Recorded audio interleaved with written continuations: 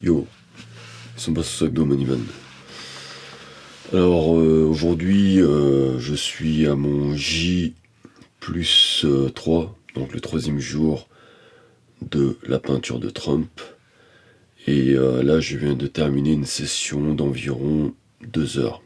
Donc je peux pas peindre plus de 2 heures.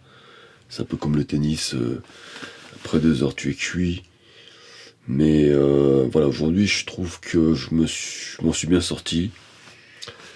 Comme tu peux le voir, je pense que là on a un résultat qui me plaît particulièrement, tu vois. Donc là je suis pas loin du résultat final. Il me reste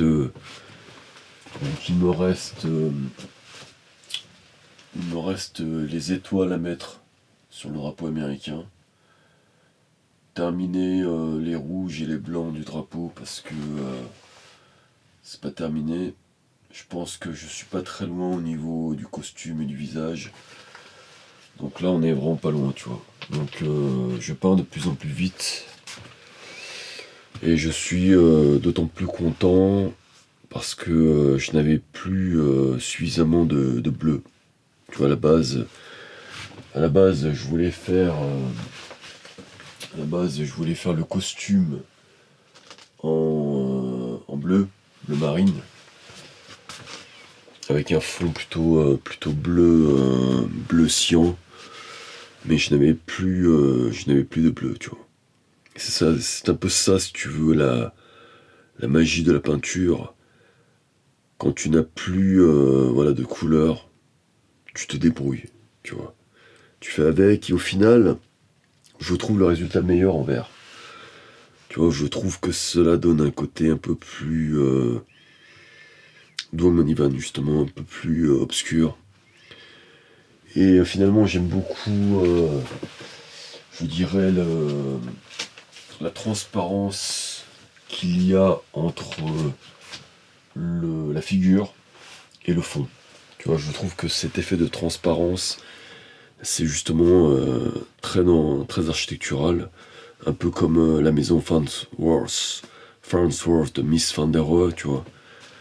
Donc ça, je trouve que ça marche plutôt bien, tu vois. Je trouve que ça marche très bien même. Tu vois, le visage, au départ, je n'étais pas très content. Donc je l'ai dégommé sévèrement. Et puis, à force de le dégommer, je suis arrivé à un résultat intéressant. C'est un peu la magie de la peinture. Tu ne sais pas vraiment le résultat, tu vois, mais tu arrives toujours à quelque chose. Et je dirais que la magie de la peinture à l'huile, comme cela sèche lentement, tu as le temps de rectifier, tu as le temps de... C'est un peu comme une sorte de sculpture. Tu vois.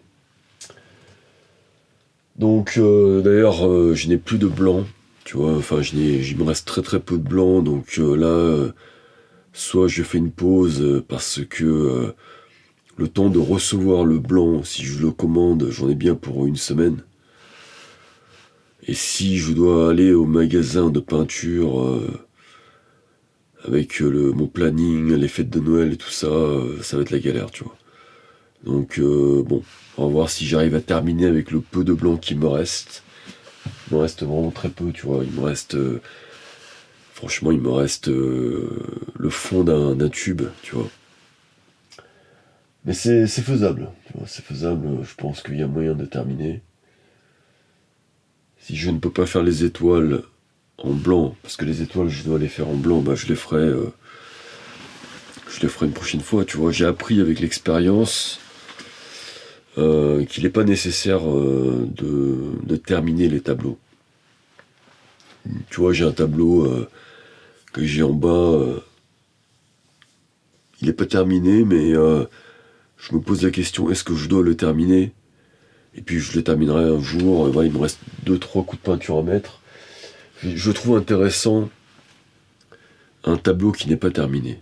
Tu vois, je trouve qu'il y a ce côté esquisse, un peu comme les esquisses architecturales. Je trouve qu'il est beaucoup plus intéressant. D'ailleurs, quand tu prends les monographies d'architectes, Tu as rarement des dessins très bien finis en illustration. Tu as toujours les premières esquisses. Parce qu'il y a dans ces premières esquisses de la spontanéité. Tu vois, il y a une certaine forme d'innocence qu'il est impossible de reproduire ensuite. Et ce que j'aime bien dans la peinture, et ce que j'arrive à faire de plus en plus maintenant, c'est d'avoir cet esprit d'esquisse. Tu vois, je commence sans rien, tu vois, sans crayon, sans rien, je commence directement la peinture pour avoir justement cet esprit d'innocence. Et je pense que là, on a des résultats très authentiques en fait. Et là, je vais parler aujourd'hui un peu de ce sujet, l'authenticité. Tu vois, la raison pour laquelle je peins, c'est pour être libre, pour trouver l'authenticité qui est en moi, ce que j'appelle ma source. Et je dis toujours que la peinture est l'art ultime dans ce sens, parce que tu n'as pas de contraintes. En architecture, tu as la contrainte du programme. Tu as des contraintes aussi financières.